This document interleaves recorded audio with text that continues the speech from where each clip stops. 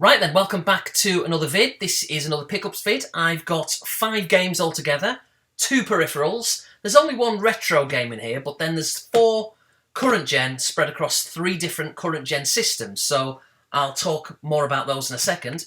Let's start with the retro game. This is one which I saw on eBay.com, so not UK, and it's a PAL game, so obviously I had to get it for nostalgia.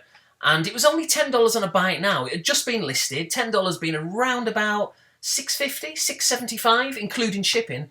And I thought that's a really good deal, because usually it probably goes for maybe double that price, including shipping, I guess.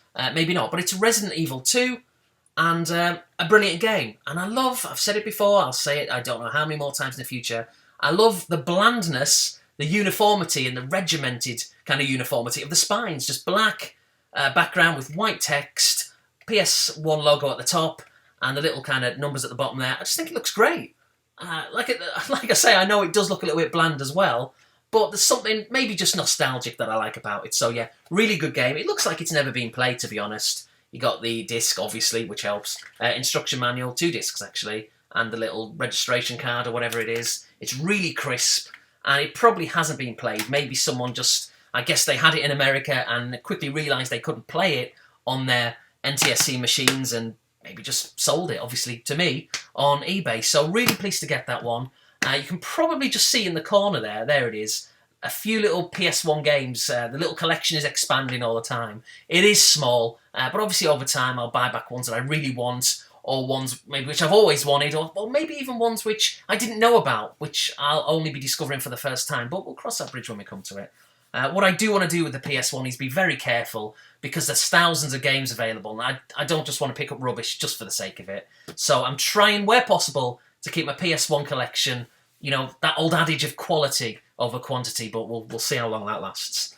Next one up is for the Xbox One. I've had this for ages, but again, this is the first time I've had to do a pickup vid with these current gen games. So it's Forza Horizon 2 on the Xbox One. Like I say, now the disc is in the machine. The little code there. Day 1 edition. I kind of like how they have these Day 1 editions. It doesn't really mean anything in the scheme of things. It's kind of like a bragging right, which is great if you're 12. But, you know, when you're in your 30s, maybe it's not so much of a big deal. But still, it's a nice little extra, I guess, to have on there. Yeah, it is a really good game, and there's the spine for anyone who cares. Again, a little bit like the PS1 games. When it comes to the Xbox One, they're quite regimented. They've got this grey background, and usually like a white text. There's a bit of pink there as well, as you can see. But usually it's kind of like a grey or a white text that they use, or font. And it's kind of nice, but at the same time, I don't know, it seems hypocritical to condemn it, really, for being bland when I say how much I like these. So I don't know. It's kind of growing on me. I kind of like it. It's quite artistic, I guess. But I'm not sure how a wall full of Xbox One games would look. Maybe it would look too bland. But again, maybe I'm talking bollocks, because a wall full of these might look equally as bland. So anyway, Forza Horizon 2, yeah, a really good game. Open world game. You can kind of do what you want within reason. What I find, though, with a lot of these games, including one of these PS4 games, when it's kind of like an open world thing, I find that I don't really play the game, and I just drive around and I do random stuff, trying to beat people's time records and laps and all that kind of stuff. So it makes me deviate away from the main point of the game. But it is good. Quite a few cars to choose from. I like the weather conditions. The graphics are really good. And when you compare it directly to the Xbox 360 version, this trounces it. It looks amazing. Now, when you're playing the 360 version, it still looks brilliant. But like I say, it's only once you see the screen. I mean, look on YouTube for a comparison vid where the screen's divided. You see the Xbox One version and the 360 version, and it's night and day. The difference is enormous. I do sometimes question, I've got to be honest, whether the developers are intentionally making the last-gen games look a little bit worse than what they could be, because obviously they want people to buy the new version. So maybe there's that to take into consideration. But whether that's something they're doing or not, the fact is that the 360 version is inferior, at least aesthetically, to the Xbox One version. So Forza Horizon 2, really good game. And yeah, I'm enjoying it. It's good. Now, I've got 2 on the PlayStation 4. The first one is one that, again, I picked up absolutely ages ago. It's FIFA 14, and just like the Forza Horizon 2 on the Xbox, this one is in my PlayStation 4 at the moment. So it's a football game. It's the same old thing every year. There's the spine in case it's different in your region, wherever you are, probably PAL, I guess. Now, a lot of people obviously complain about the FIFA games, sport games in general, saying it's a waste of money. What's the point? It's the same game with a few new tweaks here and there. And it's true, but if you're a fan, then you want to buy the new game because you want the players at the correct teams, you want the new stadiums, you want the correct kits. It's all very well saying just play the old version, but if it's out of date, it's out of date. So that argument never washes with me, ever. You know, and in the scheme of things, what was it, $50 once a year? If you're going to play it a lot, it's worth it. It depends if you're going to play it, doesn't it? So for me, FIFA 14, worth $50 because I bought it when it came out. Now, if I was going to buy it now for $50, when the new one's going to be coming out in 6 or 7 months, maybe not. Maybe I'd pick it up for half that price. But if you're going to get it on or around release day, then it's worth the price for me. You get all the new features and happy days. One of the things I do like about this is that it's got every ground from the Premier League in the game, which is a nice little touch. It's the first time I think any game has done that. And again, I'll show the front cover. Obviously got Lionel Messi and you've got Clint Dempsey to appease the American football fans, or soccer fans, football. Next up is a classic. I think most people have probably got this, or maybe it's on your list, or you've played it, or whatever. It's Grand Theft Auto 5 on the PlayStation 4. And again, there's the inside. I'm sure you've all seen it. You probably have it. Yeah, an excellent game. It looks really good. But what I'm finding is what I find all the time with Grand Theft Auto games. And I seldom play the actual game. I seldom do the missions. Instead, I just get a car, steal a car off someone, go crazy, you know, knocking people over and stuff, doing these wild jumps off ridiculous heights, stealing planes or helicopters, whatever it may be, not actually playing the game, instead just spending an hour pissing about, quite frankly. And that's not necessarily a bad thing, but it does make you wonder why I keep spending $50 on these games when all I ever do is play around and just not really play the game as such. Maybe I should wait, or should have waited, for it to come down to half the price and then picked it up. But it's not the end of the world. Big deal. I'm pleased to have it. It's a good game. I've played a couple of the missions, don't get me wrong. But yeah, the same old with me. I just don't actually play the missions, at least not right now. And I just drive around and spend an hour just essentially doing nothing. But yeah, I can see it's a good game. I can appreciate it. I've not taken it online. Apparently that's meant to be quite good. I will in the future. But yeah, that's that. It's just the same old. It looks nice. It's pretty. You know, good soundtracks. A few rubbish ones as well. In the in-game radio stations. But yeah, just typical same old Grand Theft Auto, isn't it? Now, next up is a game for a system which I've not shown on a pickup vid before, so some of you will be surprised. Maybe not, I don't know. Maybe some of you eagle-eyed would see it behind me. You'd have to be very eagle-eyed because it's very dark over there with the light, even though it's bloody... What time is it? It's 11:50 in the morning, but, you know, it's winter time, so it's dark outside. I've got the light on, so it's playing around with the brightness as well, so you probably can't tell that system. But that system behind me, over actually there, is the Wii U. And that game that I've got is Donkey Kong Country Tropical Freeze. There's the spine. Over here in America, we get the white spines, as opposed to in PAL regions, where it's like a turquoise blue. Well, it's essentially this, isn't it? With kind of the multicoloured writing, which I like the look of, but I prefer this. It just looks a little bit fresher. So, yeah, this will be a system where I won't be picking up PAL games. Sticking with American for these. And there's that. Is there a code on there? Probably is. You've probably just stolen it, you bastards. So before I upload this vid, I'm gonna enter that code.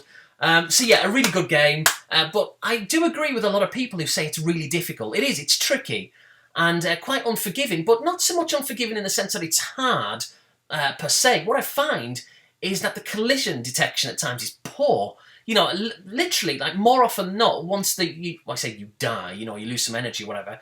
It's never really my fault. Now, I know, you know, a good workman never blames his tools. But, yeah, I don't really feel as if it's my fault. I feel as if the controller didn't really do what I wanted it to do. Not really. But maybe I am making excuses, I don't know. But perhaps next time I play it, I'll just have to be a little bit more careful with what I do.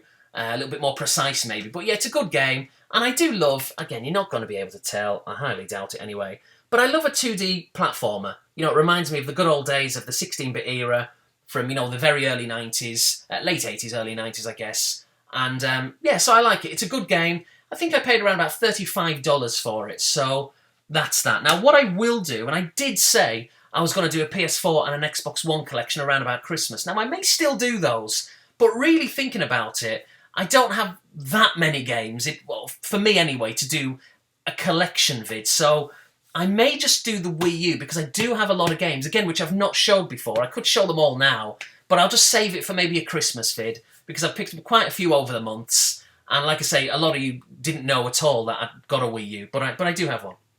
So I'll probably do that around about Christmas. It's a good system. I will be honest, I prefer it... I prefer the Xbox One, the PlayStation 4, big time. But it's a nice system, the Wii U, with some good games already out and some really good ones to come out in the future. But for me, it's a definite, clear third place. Bronze medal for me, but each to their own. Now, I've got two peripherals as well. I'll quickly show you what they are. The first one is for the Xbox One. It's the play and charge kit. So rather than just constantly put batteries... how old school is that, batteries in a new system? But rather than put batteries into the Xbox One controller, there's obviously the rechargeable battery, and there's the kind of the USB, the plug to put it in and use while it's charging, essentially, or just have the controller not even charged. I guess the controller does the charging. Does that make sense? Doesn't really. So yeah, for me, it's not a problem. I know a lot of people think that having the wire there is like kind of a distraction. Not a problem for me. I don't really notice it. So even if you do feel that way, you can just put the rechargeable battery pack in there and then you laugh, and you don't have to constantly repurchase batteries all the time. And this is only around about $20, and obviously you want to see the spines there as well. And then last but not least, this for me was an unnecessary purchase, or it should have been an unnecessary purchase, but ultimately I had to buy it because the other one just didn't work. And it's a PlayStation 4 DualShock controller. Now this is actually my old one. I say faulty, it kind of works, but there's a couple of problems with it. First of all, the left analog stick, the rubber has started to tear away. And it was just beyond a joke. It still worked, but I found it frustrating. You know, when your hand was touching it, the tops or the tips of your fingers, or your thumb and your forefinger, I guess, would go into the bit where it was worn away. And it just annoyed me. It shouldn't happen, I think. I did have it for about a year, this particular one. Like I said, I've put the old one, the one which doesn't work. This is this one. I've taken the new one out, and that's the one I'm using. But yeah, I just think even if I've had it for a year, that shouldn't really be happening. I don't have that wear and tear on the Xbox 360 or Xbox One controllers. So maybe the quality of the build has to improve by Sony, or the materials that they use. But also, maybe as annoying, or more annoying, was the R2 trigger at the back here.